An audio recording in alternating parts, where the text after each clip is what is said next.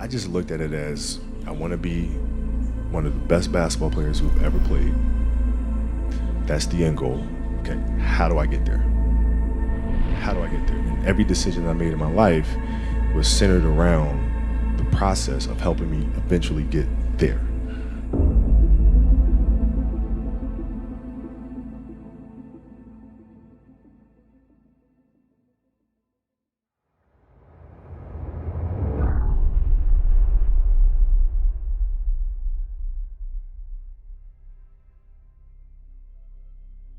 Just talk about staying in that zone and how you were able to maintain that. It's hard, man. You know, there's times where you come out of it, and even myself, when I'd come out of it, I'd be aware of bringing myself right back, right? Because sometimes you have those emotional outbursts, right? But then you got to find that center again, because the next play is imminent. You're here, right? So the most important thing is really staying in the moment and staying present. I mean, that's all the zone is. You know, whether it's offensive and being in the zone or defensive being in the zone, what that really means is that you're simply here in the present, and the only thing that matters is what's right in front of you. And the trick is, how do you do that? Yeah, well, Phil introduced meditation to us when he came to our team in '99, 2000. And it was something that I instantly gravitated to because I could see the effects. Right? I used to watch, studying the games, the Bulls teams, and watching their demeanor, watching their composure, playing in a tough place in like Utah doing the finals and being down 17, but everybody was like this. You couldn't tell if they were down 17 or up 20 or a tie game. It never changed. And I was wondering why the hell that is. And that's when I started doing more research. And when Phil came, I immediately gravitated to it and then found myself accepted the challenge of finding what that space is. And for the 81-point game, man, to be honest, I wasn't even thinking about the game. My knee was hurting so much. I didn't know then, but I had a flap of joint of cartilage stuck in my joint line. And so my mind was really trying to go to a place where I don't feel that pain.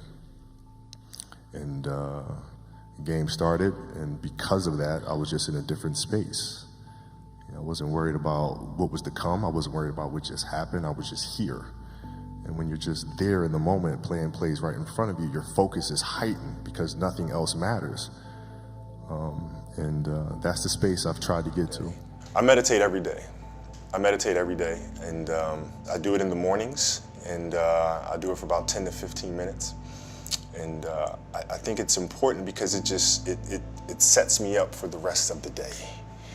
It helps me. It's like having an anchor.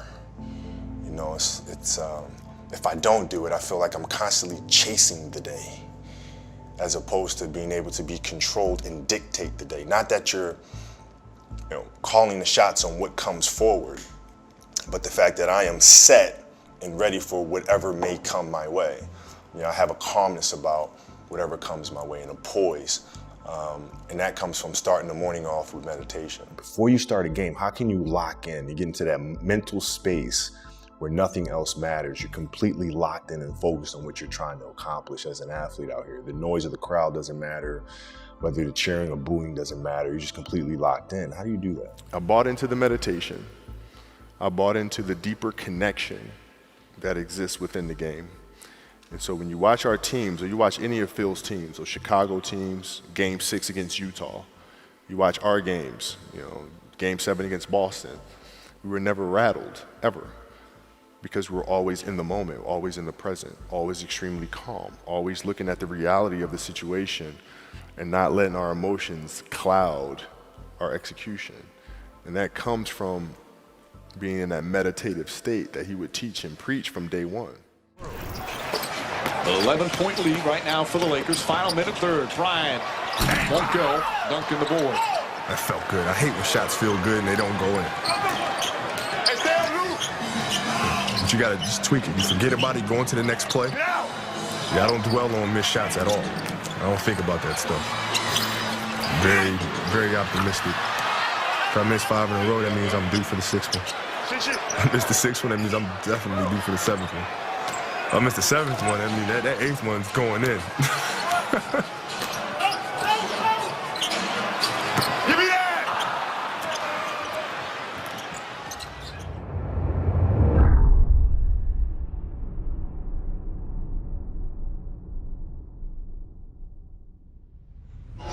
tonight it got the best of me. You know, I wanted it so bad, and sometimes you want something so bad it slips away from you. And my guys picked me up. I mean, I can't say enough about the Spaniard. But that guy's unbelievable, and just a hell of a player. And we wouldn't have won it without him. I know when I'm effing up.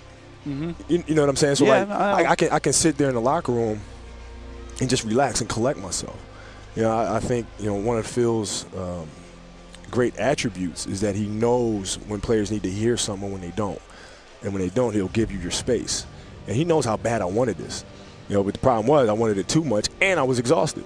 So it was just like, you know, it was a no-win situation. I caught a ball at the top of the key late in the fourth quarter and just lost. I mean, just stuff like that. So when that happens, you got to try to step back, relax, and let the things flow. So what you have to understand is that those pressures are self-inflicted. They're self-made. It's the imagination. So you have to be able to control your mind and understand exactly that pressure does not exist. It does not exist. We create pressure ourselves. Whether somebody's watching or somebody's not watching, whether you make it or whether you miss it, you're gonna get up the next day and you're gonna learn and you're gonna do it all over again. The cycle's just gonna keep coming, whether you make it or miss it. So why worry about it?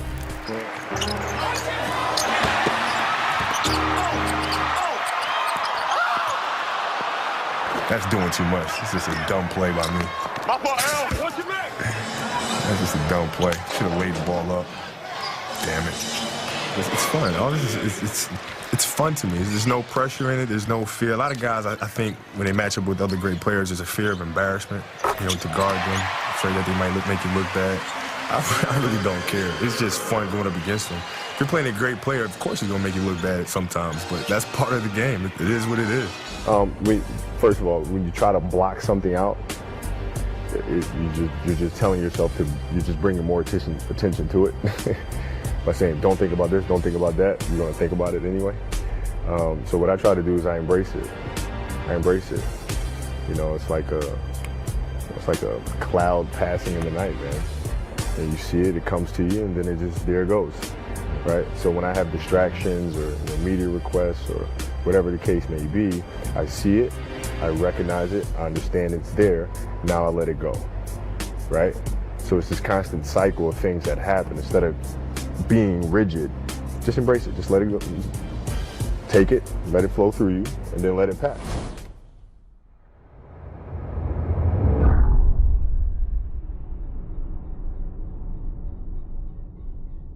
You know, what I try to do is just try to be still and understand that things come and go, emotions come and go. The important thing is to accept them all, to embrace them all, and then you can choose to do with them what you want versus being controlled by emotion. You know, a lot of times I've seen players, even myself, you know, when I was younger, being consumed by a particular fear. And to the point where you're saying, okay, nah, it's not good to feel fear. I shouldn't be nervous in a situation like that. And it does nothing but grow versus stepping back and saying, yeah, I am nervous about the situation. Yeah, I am fearful about the situation. But what am I afraid of? And then you kind of unpack it. And then it gives you the ability to look at it for really what it is, which is nothing more than your imagination running its course, you know? Mental toughness really is, it's all about not getting too high or getting too low, but just kind of staying pretty even keel. I mean, that's kind of the trick to it, is not to get too emotionally attached to the situation. I mean, it's one thing to be excited, but there's certain emotions you gotta watch out for, like overlooking plays or getting frustrated because you missed a shot or had a bad turnover, and kind of letting that kind of linger. Now I think it's a point where I can identify it pretty quickly. So if something's frustrating me, I can always not react to it. I can always get right back to the pocket that I need to be in pretty quickly. All right, we settled in. Settled in. The reason why I say that is because we know it's a big game. So a lot of times what happens with your ball club is you get a little too animated. There you go. You get a little too hyped up. And as a result, you start blowing defensive assignments, offensive assignments.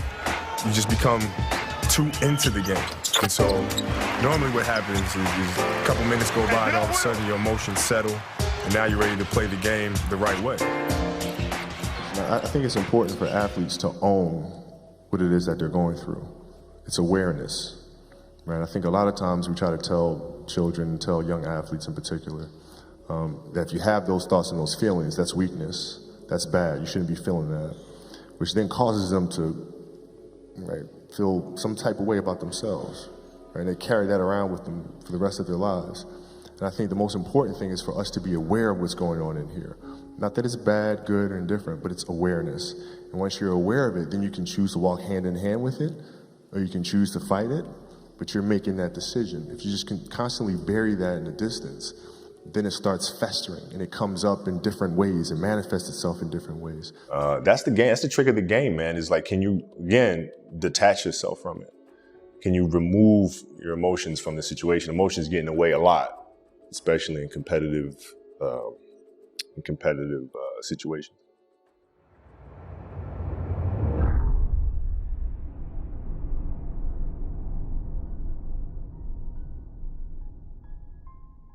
That there's two types of players who love to win and players who hate to lose. Which one are you? I'm neither. Meaning? Meaning that, you know, I play to figure things out. I play to learn something, right? Because I think if you play with a fear of failure, or you play with the will to win, or that supersedes the fear of failure, I think it's a weakness either way. Right? Because if you play with the fear of failing, you'll have the pressure on yourself to play, you know, to capitulate to that fear. If you play with the sense of I want to win, then you have the fear of what happens if you don't. But if you find common ground in the middle, in the center, then it doesn't matter. You're unfazed by either, right? And that enables you to really just stay in the moment, stay connected to it, and not feel anything other than what's in front of you. So, you know, I try to just be dead center. If you fail on Monday, the only way it's a failure on Monday is if you decide to not progress from that, right? So to me, that's why failure is not existent. Because, you know, if I fail today, okay, I'm gonna learn something from that failure, and I'm gonna try again on Tuesday. And I fail, and I'm gonna try again on Wednesday. So it doesn't exist. Right, so winning is really how you define what winning is for yourself, and for your team, for your family, right? So you have to know what your values are, how you measure success, and then that's all that really matters. At the end of the day, the champion gets a trophy, right? But for us, and for me, when I came in the league, we didn't win right away. There were other teams that won, but I chose to continue to stay focused, continue to learn. So even though I lost by not winning a championship, I won in the long run because I kept on learning. And now here I am with 5 championships by how the public measures what success is, and that's okay, but that doesn't drive me. What drives me is continuing to learn, which is why I'm still sitting here after 18 years, determined to come back next year with a vengeance. What does losing feel like to you? It's exciting. Why is it exciting? Because it means you have different ways to get better. There's certain things that you can figure out, that you can take advantage of, right? Certain weaknesses that were exposed that you need to shore up, right? So it was exciting. I mean, it sucks to lose. Right. But at the same time, there are answers there if you just look at them.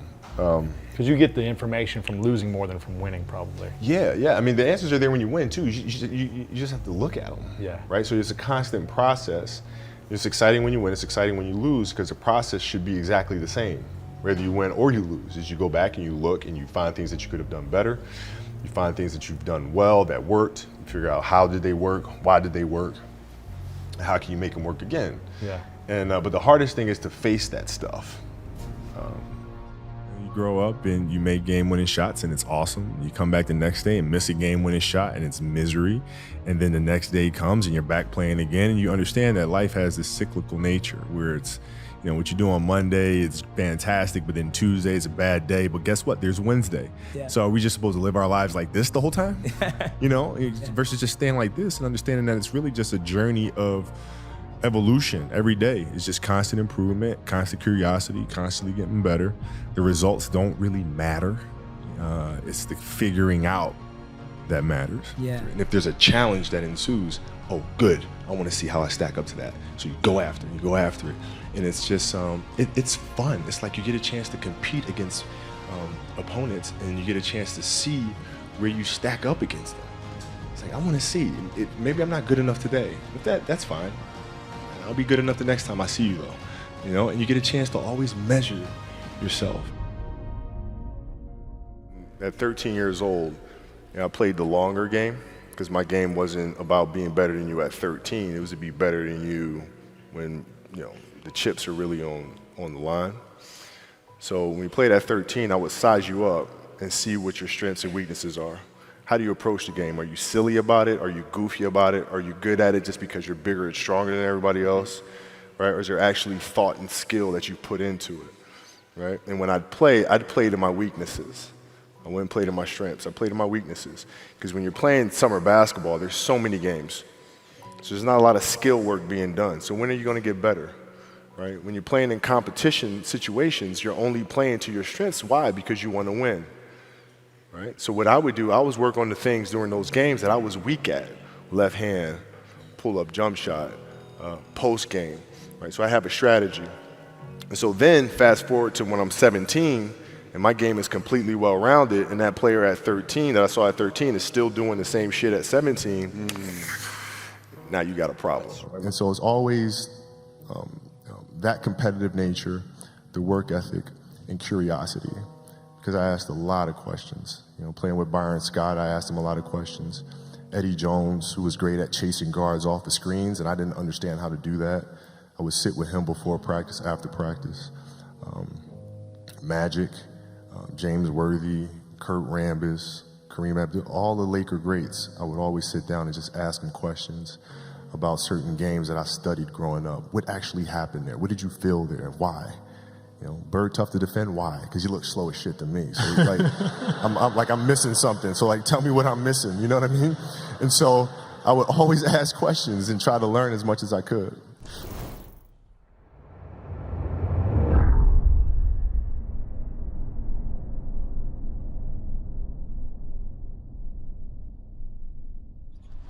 It's a good separation for me, emotionally, to be able to put myself in a place where at practice or when I'm training or during games, I switch my mind to something else.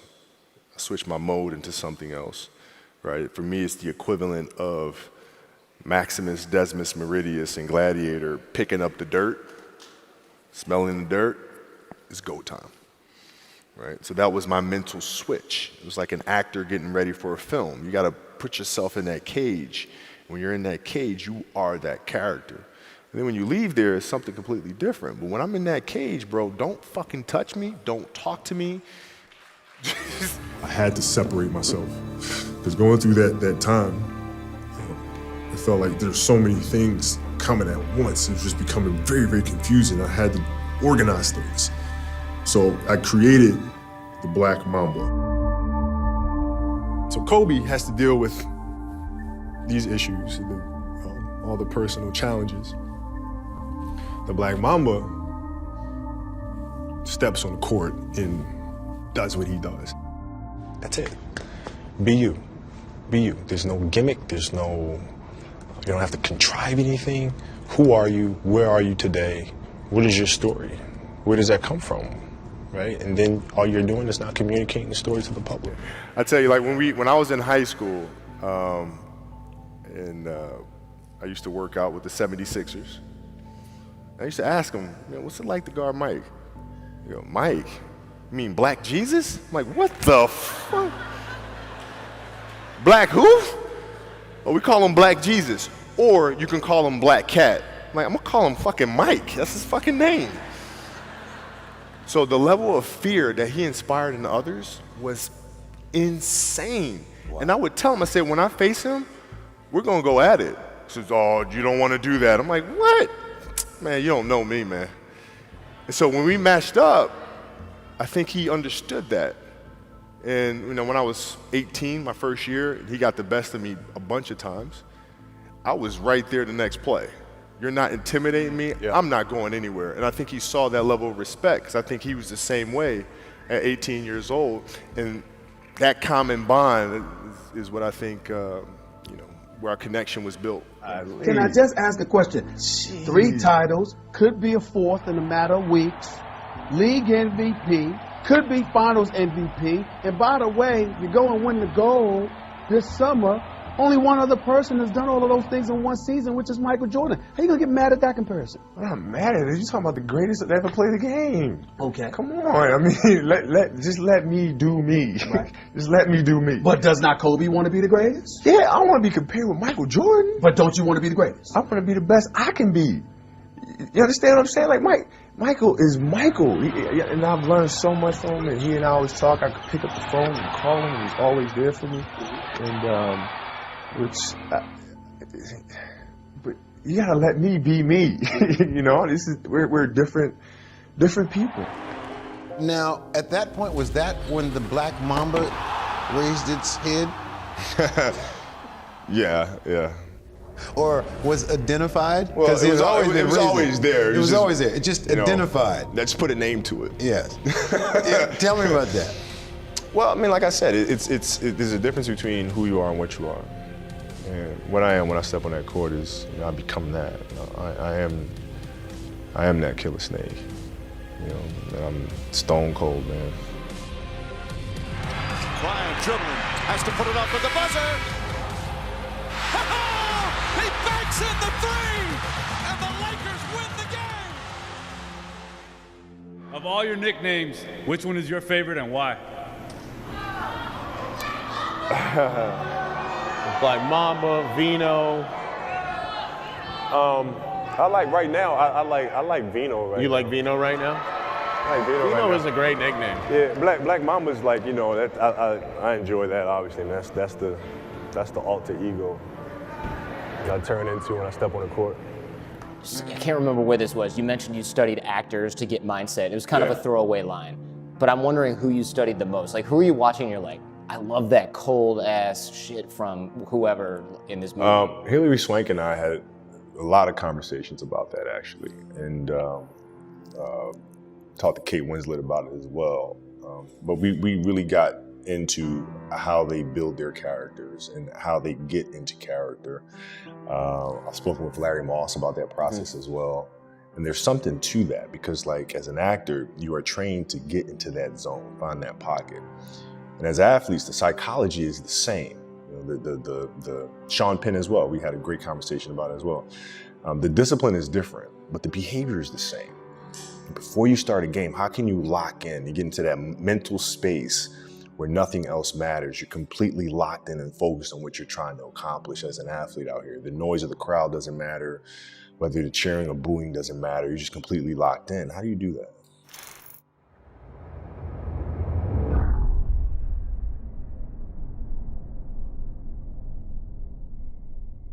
As a kid, I said, I want to be the best ever, right? And now you go through your life and everything you do is try to be the best ever, be the best ever, be the best ever. And as you get older, you start understanding that those things are very superficial things, right? And everybody has a different opinion about it. No matter what you do, I can win 20 championships. There's always an opinion on who's the best. Everybody has different opinions. And so I started really kind of understanding, maybe that's not the important thing. Maybe the important thing is to, how do we as a team grow? How do I help my teammates be better? So that was the first change for me. And then as I got older still, it became more about how are you inspiring others, right, to find themselves. That is the ultimate championship. So won 5 championships, that's great. Another team won a championship this year. Team's gonna win a championship next year. Those things come and they go. But what stays is how do you use your passion and use that to inspire somebody else to create their passion? And then how can they pass that on to the next person? That is true success. Phil would come to me and say, there was a year there in 03 where I had 40 points in 9 straight games, right? Shaq was out. It was a toe thing. So Phil comes to me before the stretch and says, Kobe, we need you to take over the offense. I'm like, all right, cool. So that literally— Say no more. I got it. Fine, I got it. So that literally started the streak. 40 straight games, 40 points in 9 straight games. Shaq comes back from injury and Phil goes, I still continue to do it, right? And then Phil calls me to his office, goes, hey, we're starting to lose the big fella. What do you mean? Well, he's not getting the attention. You know, this 40-point streak is starting to kind of take away his fire to prove something, right? So I need you to start dialing it back. I'm like, what? He says, we're going to lose him, and we need him in June. Okay, all right. You have a game against the Clippers. I think I like 38 or something like that. And I had a chance to score 40 and get 40 again. It was a blowout game. I dumped the ball in the shack instead of shooting a wide open shot. The 40-point streak ended that night. Wow. That was it. And that's inside stuff that people don't know. Right. So you sent me, you went into Phil's office and said, are you happy now? Yes. Yeah. Because Phil was like, hey, we got to dial it back. Got to dial it back. We're starting to lose the big fella. Perfect Kobe, too. He's like, you got to dial it back. You're like, all right, I'll score 38 instead of 40. Well, I mean, this is the streak thing. It would have been 10 in a row. I would have broke a record. Right. Right. I would have broke the record, but instead. So on team buses, team planes, in a locker room, after practice, I would look at the film. I'd pull Powell, Lamar, D-Fish, pull them aside and say, let's look at this. Right? We probably should have done this, that, and the other. So you'll show them the game from a little bit here and there. Yeah, and then you speak to them in executional terms. It's never, come on, guys, we can do better. Come on, guys, we can do better. That's rah-rah stuff, right? A leader must give very tactical, things that we can do, adjustments. Okay, the defense is doing this, that, and the other. That means we should probably do this, that, and the other. Yeah. By midway through the season, through that behavior, you start seeing them communicating the same way back to you, right? And it's like, okay, Cole, they're doing this, that, and the other to you. Maybe we should do this and that. You're like, okay, yeah, awesome, great, let's do it. Yeah. When I was playing, what I would do is study the film, but study our younger players and see what areas do they need to develop in, and how can I help them develop. I mean, that was the big challenge, is you move from, being the single dominant player to understanding, okay, I have to help these other guys. How do I lift everyone else up? It's tough.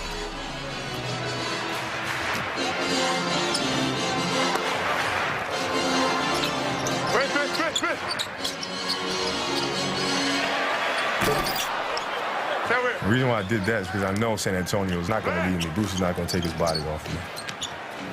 So that's a great opportunity to get somebody else involved, get somebody else a really good shot, especially Derek. And it's important for him to get a good rhythm.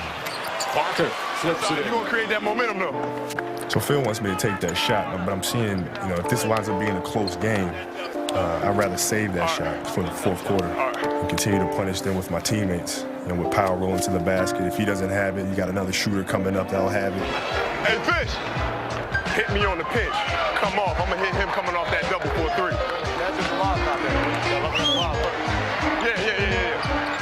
Now, the reason why I do that is because I want Radmanovich to get going. It's important because he's such a great shooter. I want to get him a look. I feel like he's not a part of this game yet, and it's important that I make him a part of that. So I know I can be a decoy on that strong side, and we can get him coming up for a three on the weak side. And this is what I couldn't do years ago because I didn't have the personnel on my team that I have now. See, in the past, I would have to, score 35, 40 points just to keep us competitive. Now, I don't have to do that. So you see me, directing more so than anything. I'm more of a compass, making sure we're going in the right direction, making sure we're executing well because I have the personnel to be able to do that now. Doka is fouled. It's made my life a lot easier. I'm still capable of having big scoring nights, but I just don't have to do it. That's reverse action. Every team in the league knows what this is. This is me just basically coming up to the top of the key or the elbow area and making a play. It's either isolation or, we go to the drop right here, now I clear them out, and we got someone on the weak side. Here we go. Fisher, that's a three. Because, they know that's coming, so they think I'm going to isolate and go one-on-one. So as a result, they got to have help defense. And when they have help defense, I know I got a shooter. San Antonio still looking for their first field goal of the third quarter, and we're almost halfway through. And before, that wasn't Derek Fisher, so I'd have to go 1-on-2. But now, I can just make the defense pay. They want to leave me, I'm going to hit Derek. Derek's going to knock it down. Fisher pulls up. He's feeling it. See, now he's in a great rhythm. We're a better team because we got Powell going, Lamar's going, D-Fish is going. And so, now what is the defense going to do? Are they going to stay at home with these guys? And then that's when I get going. Understanding empathy and compassion. Right? Because as a young kid, when I came in the league, it was like, I'm driving this way, and either you're going to be on the train or be on the track. right? Where there was no such thing as understanding that people have lives outside of the game, which apparently I did not. But like if I understood that at an early age, then it helps me as a leader to communicate better. I came to understand that later, and getting to know people on a personal level. What are their fears? What are their insecurities? Right? What are their dreams and ambitions, desires, those sorts of things? When you come to understand that about a person, then you can help them reach the best version of themselves. So I wish I'd known that earlier.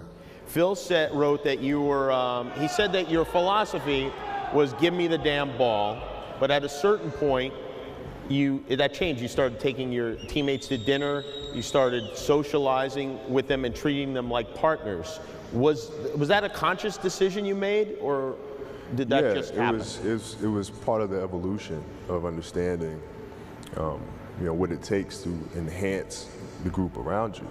I was a person that was completely consumed with my craft, and I got to a point in my career where I had to kind of take a step back and start looking outwardly, and not looking, internally of how to make improvements, but start looking at others and saying, okay, how can I make him better? How can I improve him?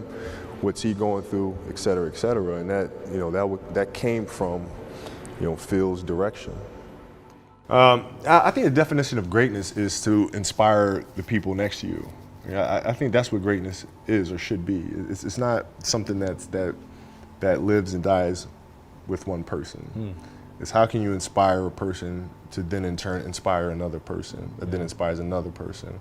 And that's how you create something that I think lasts forever. Yeah. And I think that's our challenge as people, is to figure out how our story can impact others and motivate them in a way to create their own greatness. What does the MVP mean to you? I think what's special about this season is that, I felt like we were such a community. We were such a great team. We all got along. I felt like it was an award that we shared together. Nice move from Farmer. Which made it more special because I felt like we did it, because they made me better. Keep it going, Jordan. By them, getting in the gym, working on their game and making plays and making shots, that in turn brought me the MVP. Duncan, double. Get the banker, walking the rebound. In the past, I hear a lot about fans saying that I should have won it before. Maybe not, I don't know. Odom for the follow. But winning the MVP was, it was a great honor because it was something that we shared together as a unit. Hey, keep going. Run, keep going.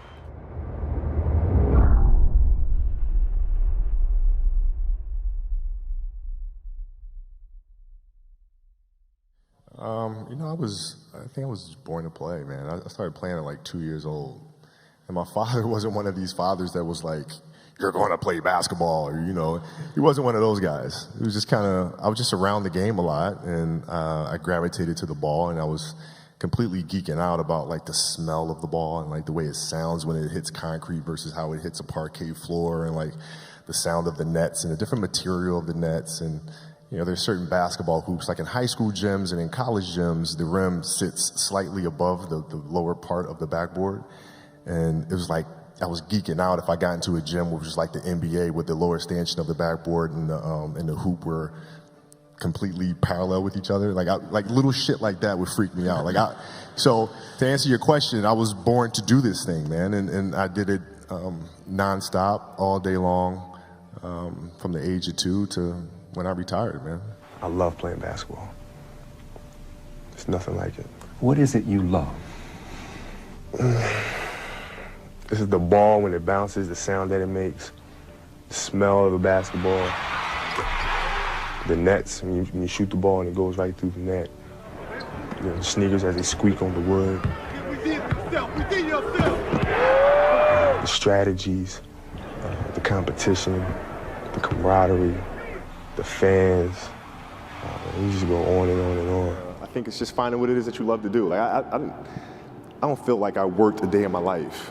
It's hard work as it's defined by the world, but to me, there was no place I'd rather be. I'd rather not be anywhere. I'd rather be on the track at 4 a.m. running wind sprints and, then be in a weight room at 6, and then be on the court at 9, and then, train till 3, and then be back. I'd rather be doing that than anything else. So it wasn't like it was hard work. I just found what it is that I love to do. Probably different for me than most because it was This is what I truly wanted to do. It's what I enjoyed doing. So it wasn't like I didn't feel like I was giving something up. I felt like I was gaining something because I enjoyed playing. You know, things are never perfect. Yeah. But through love, you continue to persevere and you move through them. You move through them. And then through that storm, beautiful sun emerges. Yeah. Right? And inevitably another storm comes. And guess what? You ride that one out too. Yeah. So I think love is a certain determination and persistence to go through the good times and the bad times with the someone or something that you truly love. Well, no, I mean, it's you know, that's the trick, isn't it? It's finding what you love to do. I mean, we talk about hard work all the time. It's like, you know, man, if you got to get up every single morning and remind yourself how hard you need to work, you probably need to choose a different profession, you know? Because that shouldn't be there. I wake up in the morning excited to get to it. You know, if I'm not training, I'm missing it. If I'm not watching a game of basketball, I miss it. You know, there's no place I'd rather be. And if you have that feeling, then you're truly doing what God has put you on this earth to do. At what age did that goal become crystal clear? I made that deal with myself at 13 years old. At 13 years old? 13 years old. That's the you deal were I made. crystal clear about it? Crystal clear. And where did inspiration come from? The love of the game. The love of the game, the challenge. Like, I would watch Magic play, I'd watch Michael play, and I would see them do these unbelievable things, and I'd say, you know, can I get to that level? I don't know, but let's find out.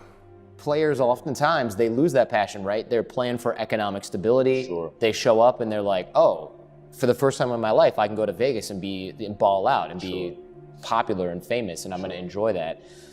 How do you stay hungry? Because you might have had that situation too. I mean, you could just as easily have gone down that road, but you didn't. I didn't enjoy it. You didn't enjoy it? No, I enjoyed playing basketball. Oh, okay. Yeah. And you know, and when I say that, people tend to have a tendency to take that lightly. Yeah. But no, I love the game. I love it, right? I didn't want to be away from it. I wanted to play all the time. Like, a lot of guys have fun hanging out in the pool in Vegas, and it's fine. There's a time and place for that, right? But like, when I was 18, 20, 21 years old, I wanted to play basketball. I was consumed with this quest of trying to be the best, you know, and we weren't there yet. There's so many things I had to figure out. Like, am I training properly? Am I working on the right things on the court? There's so many things to do. I didn't have time to go and, you know, hang out over here. So, if you're using, let's say, Shaq as competitive fuel on the court, who are you using for competitive fuel in your business now? Do you have that same? I never use others for competitive fuel. Like, I would only do that for that extra, like, 2% at the end. Mm-hmm. You know, like, the other 98% came from within. It just came from, like, the love of playing and the love of figuring things out. And so that's what I do here. Like, it's the love of creating something. And I'm really excited because I feel like we're creating something new. The world does not have stories like this. We do not have sports fantasy stories. We don't have those. And so I become very excited about getting those out into the market. If I had the power to turn back time, I would never use it. I don't think about it. Because then every moment that you go through means absolutely nothing, but you can always go back and do it again. So it loses its flavor, it loses its beauty. When things are final, you know, moments won't ever come again.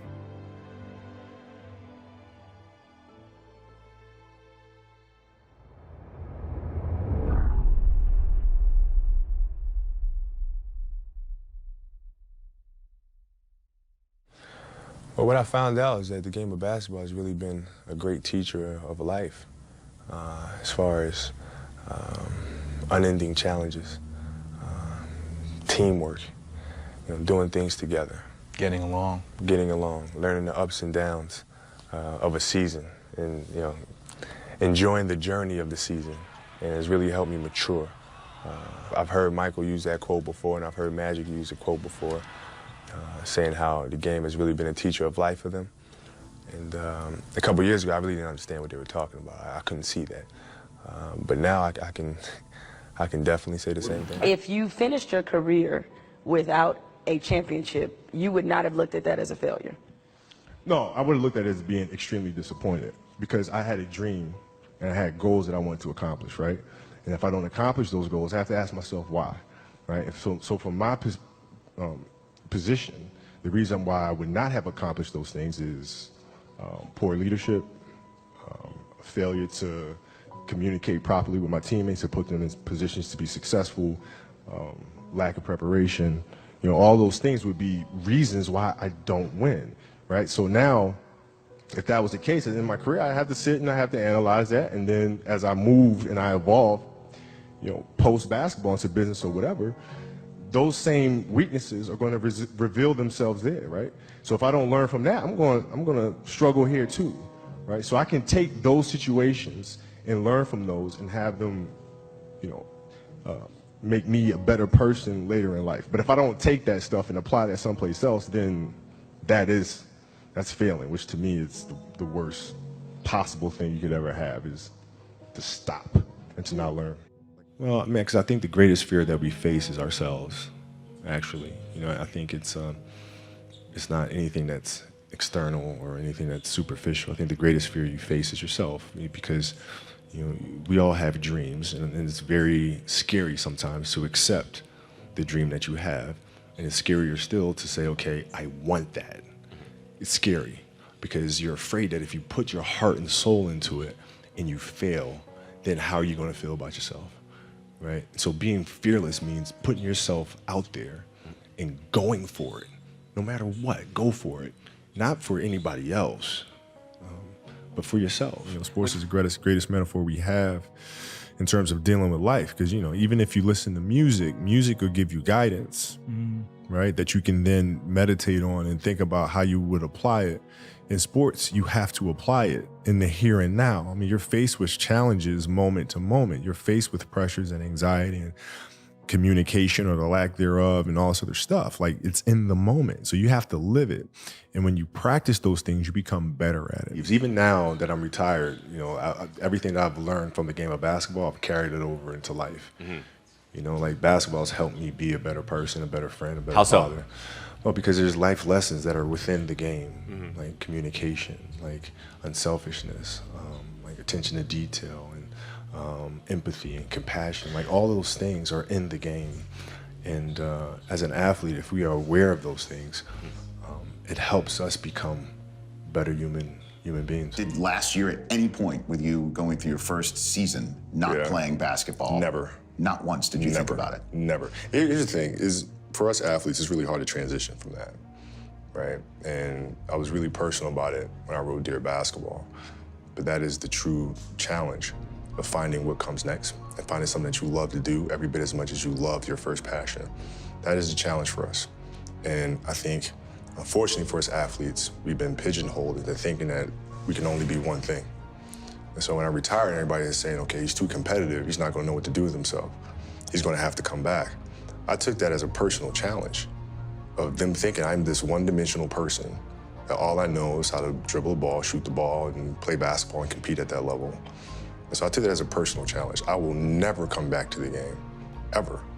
I'm here to show people that we can do much more than that. And creating this business, winning an Oscar, winning the Emmy and the Annie, those are things that are showing other athletes that come after, no, there's more to this thing. I think it's how do you negotiate with yourself. I think that's the biggest thing. Is and we talk about the mental side of it, but then, like, what does that really mean? Like, the thoughts that happen in your mind when you're going through a competitive situation or you're facing a tight deadline, you still don't have the idea yet. You know, what happens inside of here? You talk yourself out of it. Do you say, okay, well, it won't be a big deal if I don't do it, or I don't have to get up on a Tuesday morning to go ahead and hit the track. What does this day really mean in the long scheme of things anyway? It's just one day. And when you have those conversations with yourself, are you able to negotiate your way out of, you know, that little, you know, voice telling you it's not that important, or does that little voice get the best of you? I think that's what separates people who go on to do great things versus people who don't, or people that do great things but in an inconsistent way.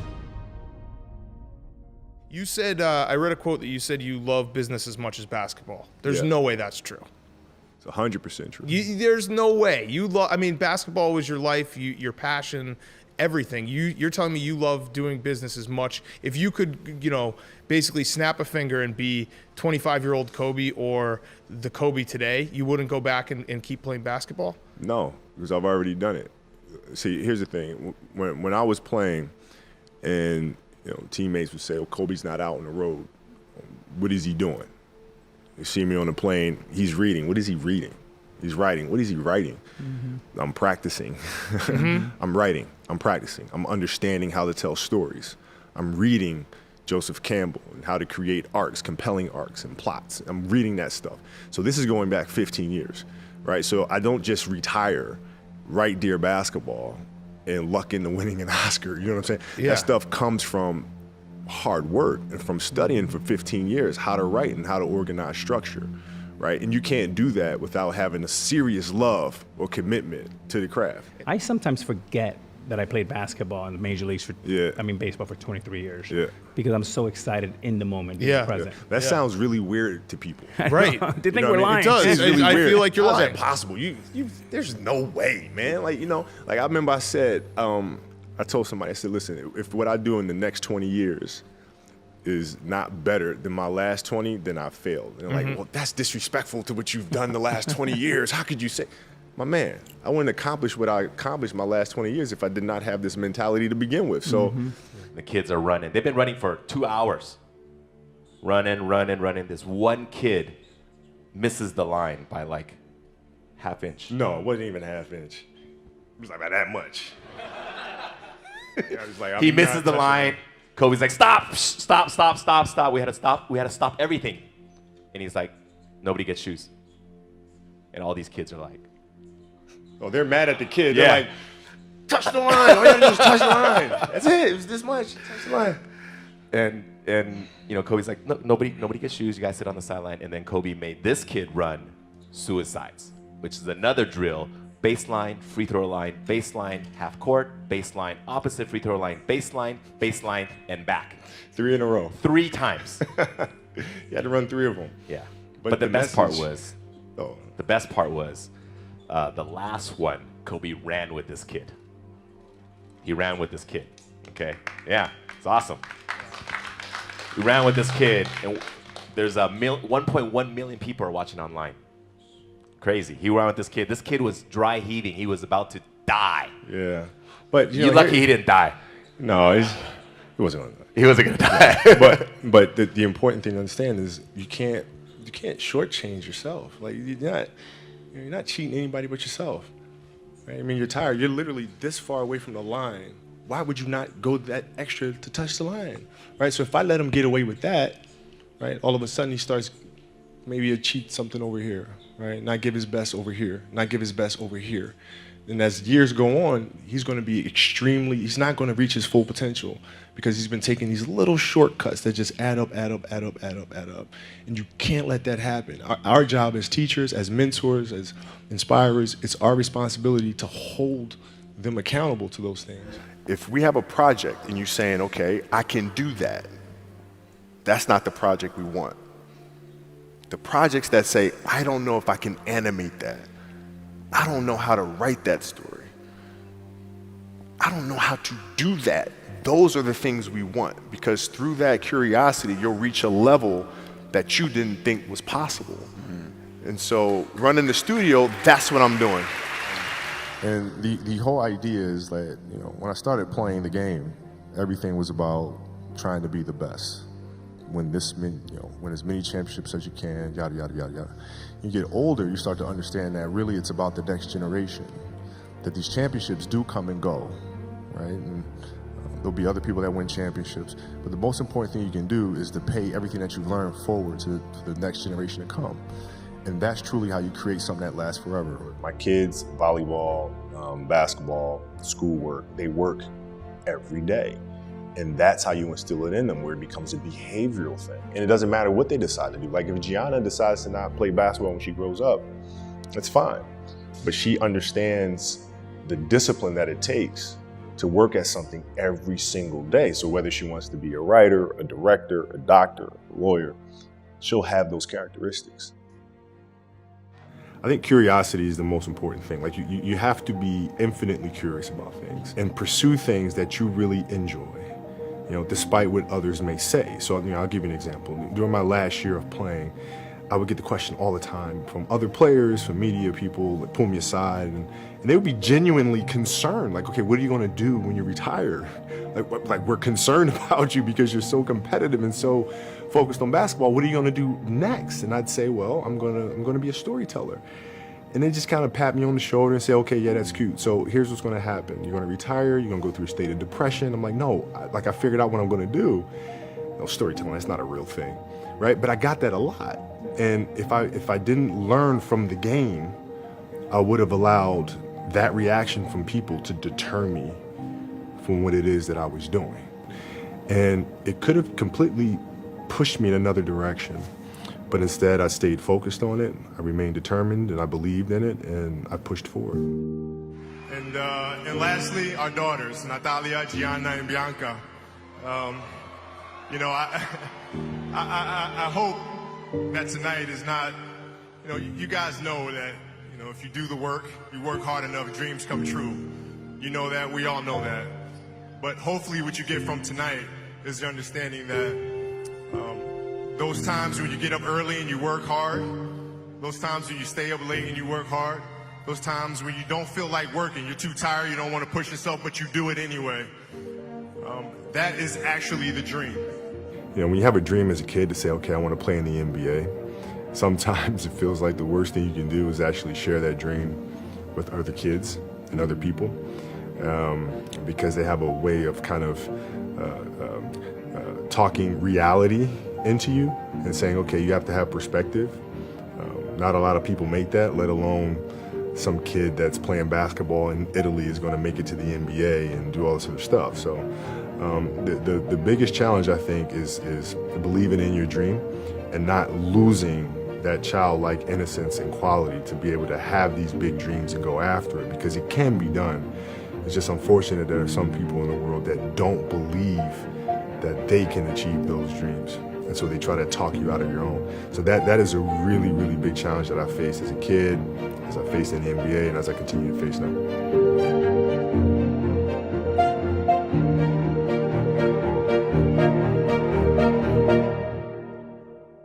I hope people appreciate what we've seen from Kobe Bryant.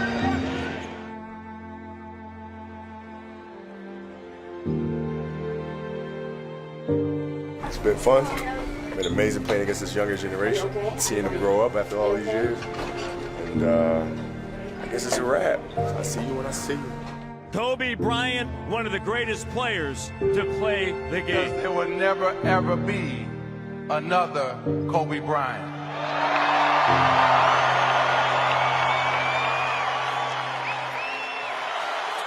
Mamba out.